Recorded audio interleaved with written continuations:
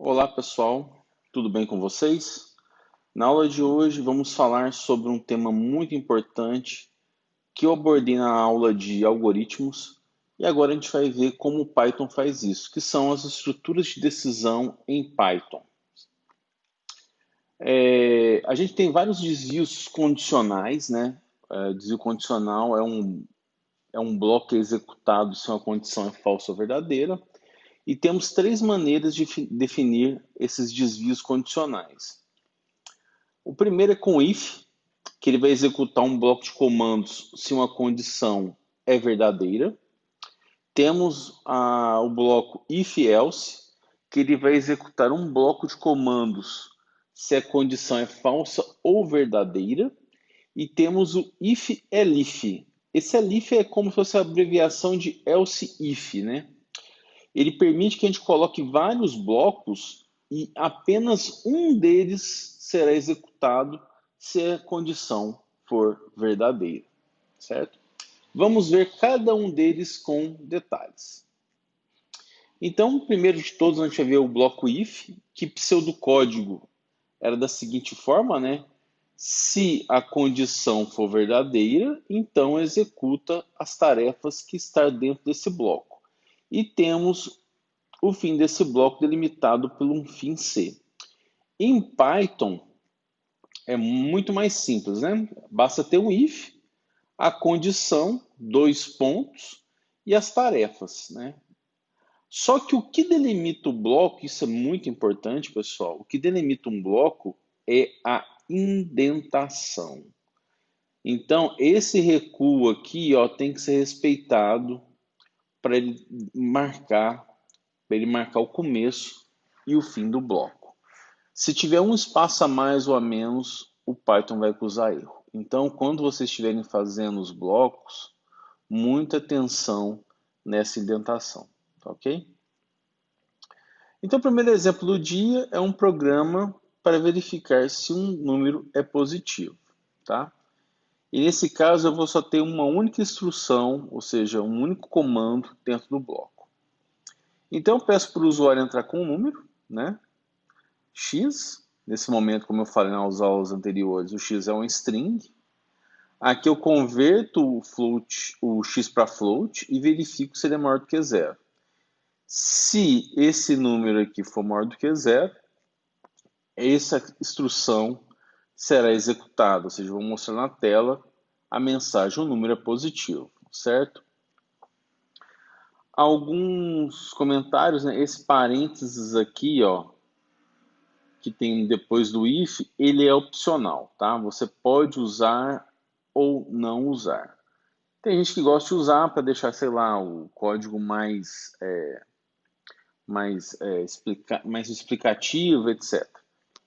E note outra coisa também, é o seguinte, pessoal, como eu falei na aula anterior de operadores, a gente pode e deve usar operadores relacionais, né?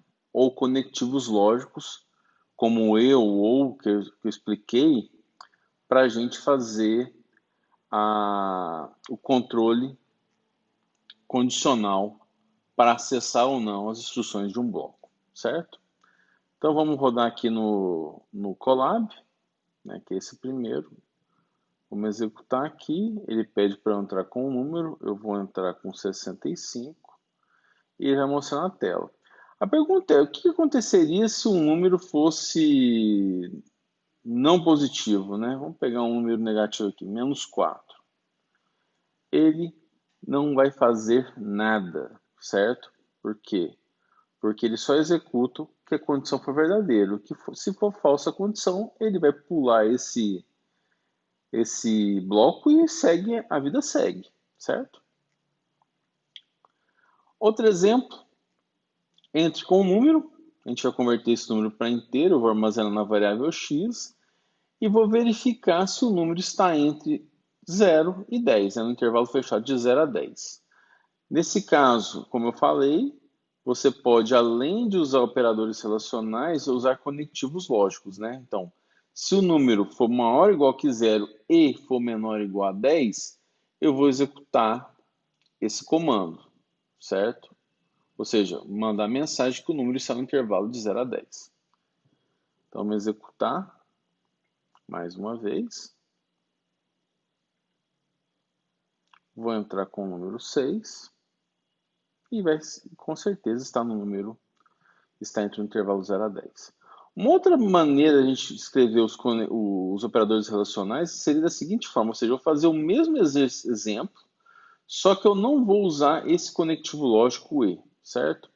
Então, novamente, eu peço para o usuário entrar com o número, converto ele para inteiro, armazena a variável x, e podemos fazer da mesma maneira que a gente está acostumado de fazer quando a gente escreve essa condição de forma matemática, né? Ou seja, se 0 menor ou igual que x menor ou igual que 10, ou seja, se x, isso aqui é a mesma coisa que falar que x está no intervalo de 0 a 10. Se isso for verdade, vamos imprimir na tela novamente essa mensagem que o número está no intervalo de 0 a 10. Vamos executar.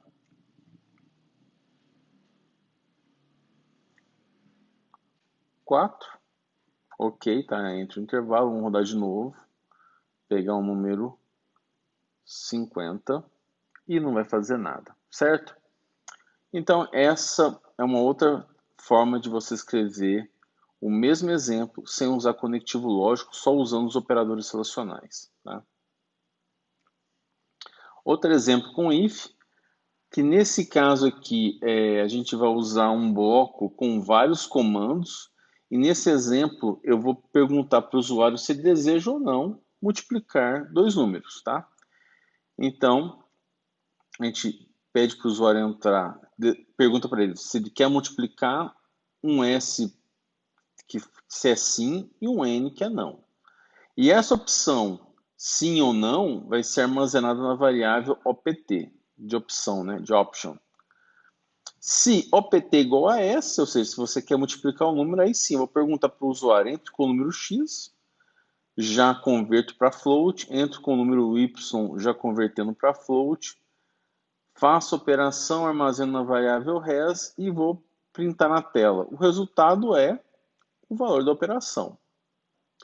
E depois de executar esse bloco, vou mandar a mensagem bye, né? Dando tchau para o usuário. Executei tudo que você quis, então estou te dando adeus. Note o seguinte, né? Se ele digitar N, nem nada desse comando, desse bloco de comando será executado e vai direto para o bye. Mais uma vez, o que delimita o bloco é a indentação, esse espaço que tem depois do if, certo? Então o bloco começa aqui e termina nesse último print, ok? Então vamos executar. Deseja multiplicar? Sim. Entre com o primeiro número, entre com o valor de x, 23. Entro com o valor de y, 4.1. O resultado é 94.3, me dá o bye, certo? Vamos rodar de novo. Eu não quero multiplicar. Então ele vai pular todo o bloco e vai direto para o bye. Só que detalhe, né? Esse código tem um problema, é que se o usuário digitar qualquer coisa, ele só vai, ou seja, se digitar qualquer coisa diferente de S maiúsculo, o programa vai sair, né? Se digitar um minúsculo, ele vai sair, certo? Na verdade, resumindo, ou seja, ele só executa a multiplicação se o usuário digitar S maiúsculo, ok? Agora vamos ver outro bloco, né? Que é o if else, é o se não, né? Quando a gente trabalhava com pseudocódigo, a gente tinha lá, se a condição for verdadeira, então executa essas tarefas. Se a condição for falsa, ele vai pular esse bloco e vai executar esse outro bloco de comandos que está aqui embaixo. Ou seja, depois do se não. Então, moral da história, a gente tem um bloco que é executado quando a condição for verdade, e temos um bloco de instruções que é executado quando essa condição for falsa, ok? Em Python, traduzindo o pseudocódigo para Python, é assim: se a condição for verdadeira, né? Se condição dois pontos, executamos esse bloco. Se a condição for falsa, vai executar todo o bloco que vem depois do else, ou seja, essas tarefas que estão listadas aqui. Novamente, os blocos if e else são delimitados por indentação. Exemplo, um programa para verificar se o número é par ou ímpar. Eu peço para o usuário entrar com o número inteiro, né? Convertemos para inteiro, armazena em x. Para a gente verificar se o número é par ou ímpar, basta analisar o resto da divisão, né? A gente viu que o comando que faz a operação, que calcula o resto da divisão por um número é a porcentagem. Então, se o resto da divisão de x por 2 for zero, significa que esse número é par. Ou seja, se essa condição for verdade, ou seja, se o resto da divisão de x por 2 for zero, então o número é par.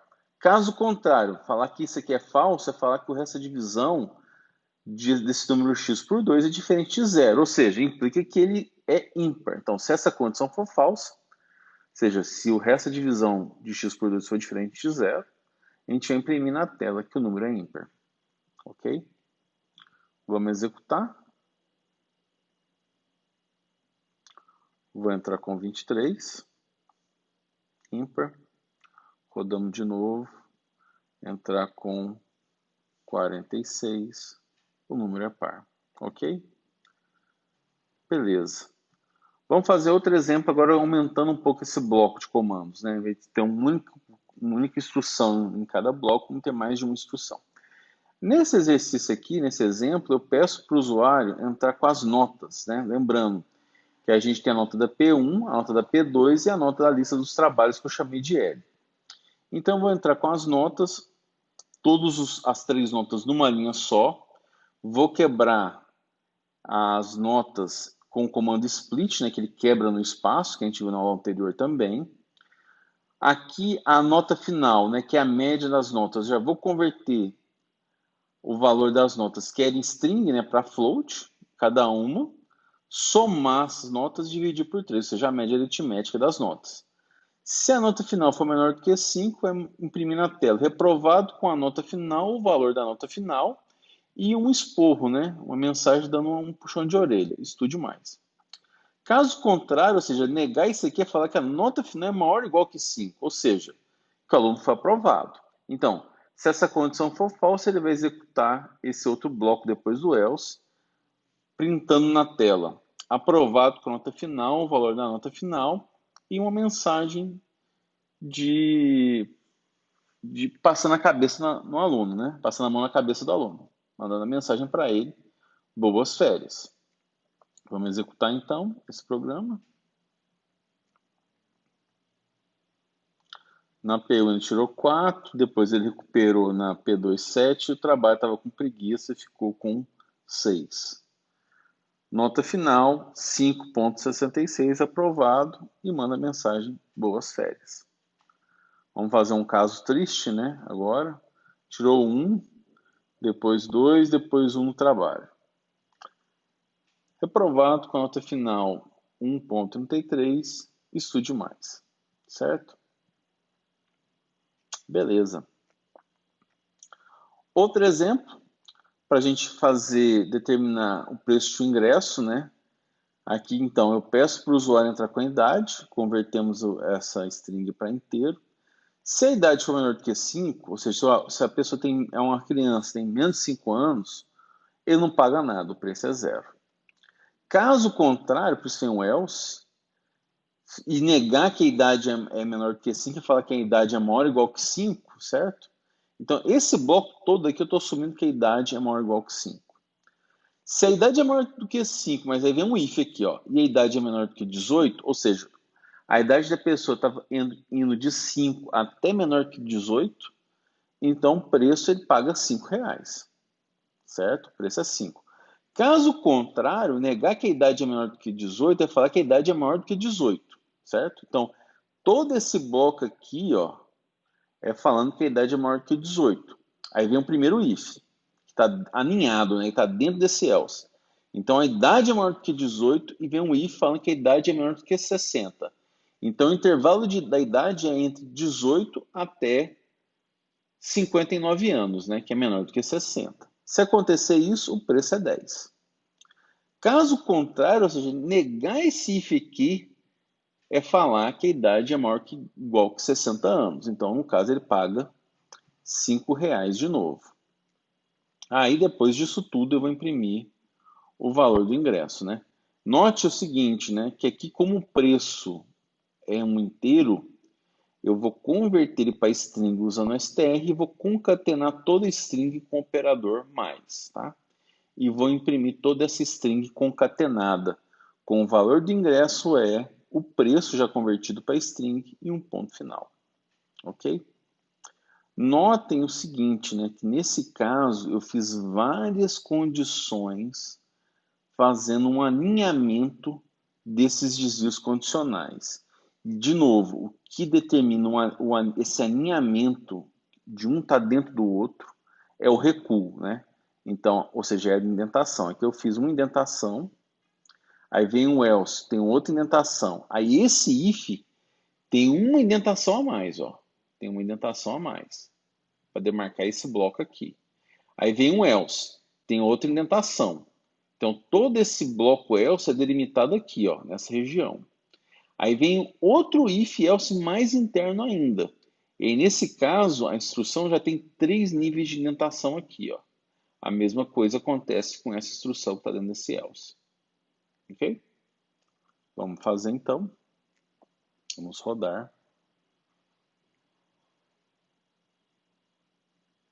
Vou colocar que a pessoa tem 33 anos e o valor do ingresso é R$ 10. Ok? Então é essa mensagem que fica. Se você tiver vários blocos, você pode alinhar eles e ele vai entrando internamente em cada um dos blocos e vai executando as instruções, ok? Outro exemplo, também com if else, um programa para a gente converter horas em minutos ou segundos. Então, eu peço para o usuário entrar com a quantidade de horas, né? A gente já converte para inteiro e armazena na variável h. Aí eu vou perguntar para o usuário, ó, você quer minutos ou segundos? Você quer que eu converta as horas para minutos ou para segundos? Se for minuto, você coloca um M maiúsculo, se for segundos, você coloca um S maiúsculo. E aqui a gente entra no desvio condicional. Se essa opção for M, né, lembrando que a comparação é igual, né, quando você tem um operador relacional. Então, se a opção for minutos, eu vou multiplicar horas por 60 para mostrar a quantidade de minutos na tela. Caso contrário, se não for minutos, ou seja, aí que no caso eu estou assumindo que pode ser segundos, mas é o mesmo comentário que eu fiz. Se o cara digitar qualquer coisa diferente de M, inclusive o S maiúsculo, ele vai fazer a conversão para segundos, certo? E nesse caso, se a opção não for M maiúsculo, eu vou converter para segundos, vou multiplicar a quantidade de horas por 3.600, né? E vou mostrar o valor da quantidade de segundos para o usuário. Vamos executar aqui. Quantas horas? 32 horas. Eu quero segundos ou minutos, eu quero minutos. E aí, ó, 32 horas é a mesma coisa que 1920 minutos. Repetindo de novo agora com segundos, né? Isso, 32 horas dá 115.200 segundos. É como eu falei, né? O problema desse exemplo é que a conversão será feita se o usuário digitar qualquer coisa diferente de M, certo?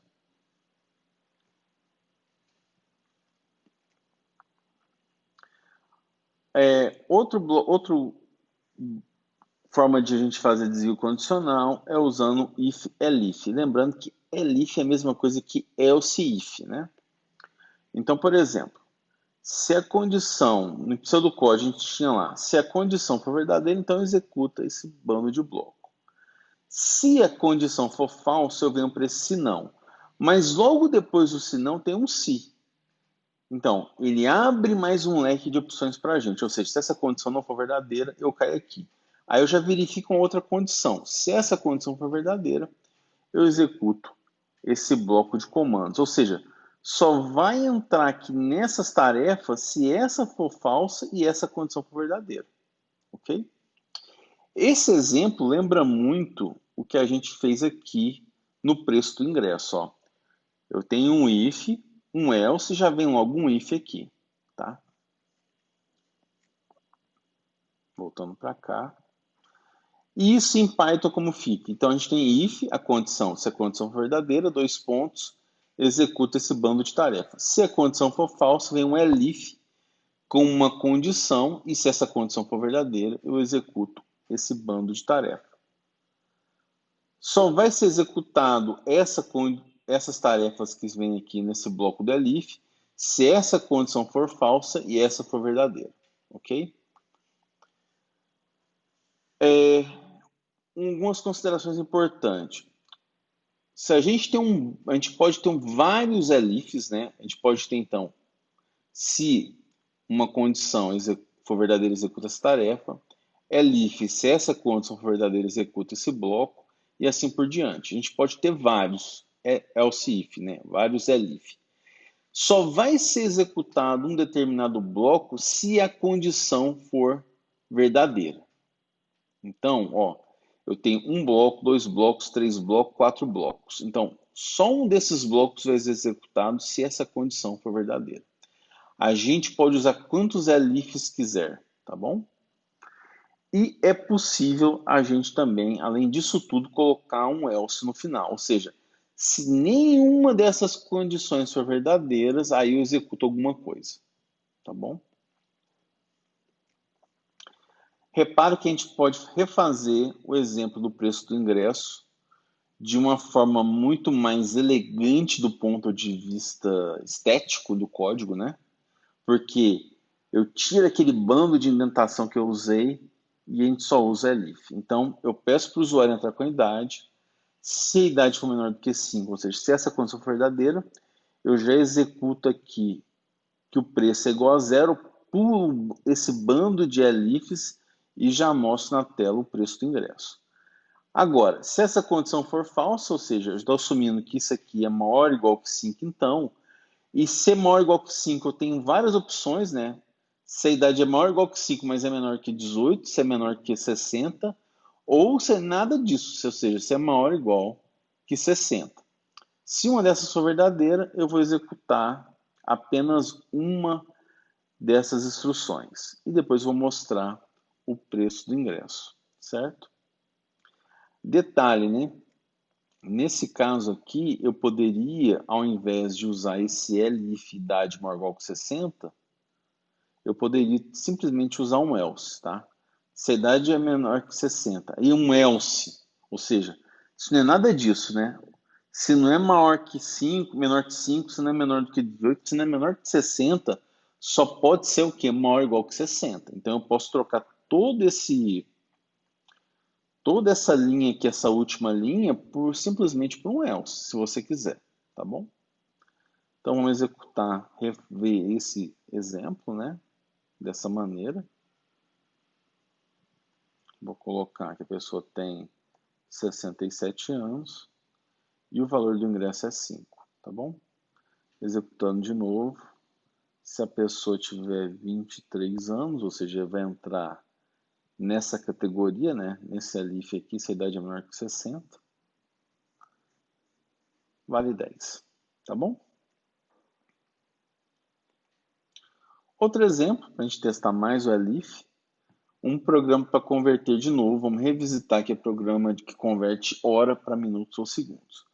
Nesse caso, a gente pede para o usuário entrar com uma quantidade de horas, já converto para inteiro, de armazeno em H. Perguntamos se ele quer minutos ou segundos, e armazenamos na variável pt. Se a opção for M, ou seja, para minutos, a gente faz aquela conta, né? Converte, multiplica H por 60 e mostra na tela a quantidade de minutos. Se não, então, um elif, né? Se não for M, né? Se aqui for falso, mas for S, ou seja, para segundos, eu vou multiplicar o H por 3.600 e imprimir na tela essa conversão. Se não for nem M nem S, aí eu caio nesse else aqui. Aí eu vou mostrar que a opção é válida. Esse exemplo ele corrige aquele problema que a gente tinha no começo, né? Do usuário poder entrar com qualquer coisa diferente de M para minutos, né? Que ele vai converter para segundos, né? Ele poderia entrar com S minúsculo, Y, T, U, que o programa ia converter para segundos de qualquer forma. Esse caso aqui, usando elif, ele impede isso, né? Ele só vai aceitar M maiúsculo ou S maiúsculo, tá? Então vamos fazer. Quantas horas? 33 horas. Eu quero segundos. Converteu. Vou rodar de novo. Eu quero 33 horas, mas eu fiz uma atrapalhada aqui e digitei U. Opção inválida, tá? Então, dessa forma, eu previno do usuário colocar alguma opção que não seja correta, né? Só tenho duas opções, segundos e minutos. Eu impeço que o usuário entre com qualquer opção inválida para fazer essa conversão. Aqui, né, pessoal, tem um preciosismo, né, que é o seguinte: eu estou perguntando na primeira linha quantas horas para o usuário. Ou seja, eu vou armazenar essa informação independentemente do usuário ter entrado com opção inválida ou não, certo? Uma maneira de a gente corrigir isso é fazer essa pergunta dentro dos blocos, né? Então a gente pode reescrever esse exemplo da seguinte maneira. Mas lembrando, esse problema é preciosismo. É quando você quer economizar memória para essa simples variável que está aí, tá bom? Então, ok. Então, a gente pode refazer esse exemplo da seguinte maneira. Pergunta a opção primeiro, se ele quer converter para minutos ou para segundos. Temos os três blocos aqui da opção M, da opção S, da opção inválida. Só que agora, ó, eu vou ler a variável H dentro dos blocos, né? Pergunto, quantas horas? E já converto para inteiro, armazeno para H, faço as contas envolvendo H e mostro na tela a quantidade de minutos. A mesma coisa aqui dentro do bloco da conversão para segundos. Eu vou fazer a leitura dos dados, né? Fazer o input e a conversão dentro do bloco. Tá? Fazendo isso, você quer minutos ou segundos? Ah, não quero Y. Opção inválida. Refazendo. Eu quero minutos. Ah, você quer minutos? Agora então me indica quantas horas. 56 horas. Isso dá 3.360 minutos. Tá? Declaração de variáveis. Uma variável declarada quando é utilizada pela primeira vez, certo? Uma variável é declarada fora de um bloco, pode ser acessada ou modificada de qualquer lugar. Ou seja, que eu estou falando, que é só a revisão que a gente falou também. Uma variável é declarada quando ela for utilizada pela primeira vez. Quando ela aparece, ela passa a existir. Uma variável declarada fora de um bloco, que a gente acabou de ver aqui nesse exemplo anterior, ó, por exemplo, OPT, eu declarei fora de um bloco. Ela pode ser acessada e modificada em qualquer lugar, tá? E isso aqui é o mais importante, essa última observação. Uma variável declarada dentro de um bloco só existe se o bloco for executado. Então, exemplo. Entre com o seu nome, entre com o sexo. Se o sexo for... Aqui a gente tem a opção para o sexo, né? Masculino e feminino, com a letra M e com a letra F. Se o sexo for M, a gente vai perguntar a idade da pessoa, só isso dentro desse bloco, né? E depois vou mostrar na tela. A pessoa, o nome da pessoa tem a quantidade de anos que eu peguei aqui e vai mostrar na tela. Eu vou fazer esse exemplo, né? Vamos colocar lá no... Vamos colocar lá no Gini para executar. Vou usar o Gini agora para mostrar para vocês. Então tem aqui, né? Abrir o Gini. Vou abrir mais um comando. Vamos salvar com teste.py.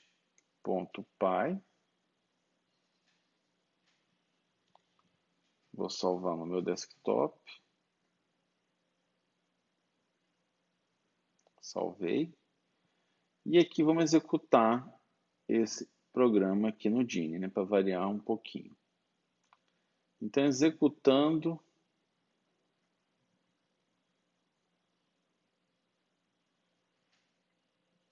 entre com o nome Maria,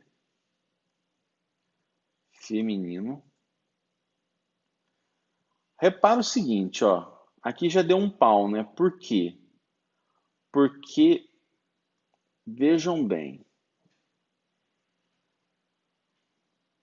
eu entrei com o nome Maria e falei que o sexo é feminino, certo? Deu um erro porque a variável idade só vai existir se esse bloco for executado. E para esse bloco ser executado, ele só aceita a opção M para entrar, certo? Então vou executar de novo, ó. E agora eu vou colocar a opção correta. Pedro, masculino, idade 23. E aí mostrou certinho, Pedro tem 23 anos. Então, detalhe, né, pessoal? Como eu acabei de falar aqui agora.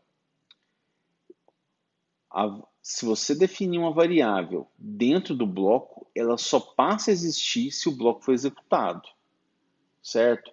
Então, se esse bloco não é executado, a variável não existe. Então, muito cuidado para você chamar essa variável fora de um bloco, como está sendo chamado nessa última linha aqui, certo? Porque vai dar erro, porque o Python vai falar o seguinte, olha, você está pedindo para mostrar uma variável que eu não sei, porque ela não foi criada ainda. E aí ele vai dar a mensagem de erro, certo?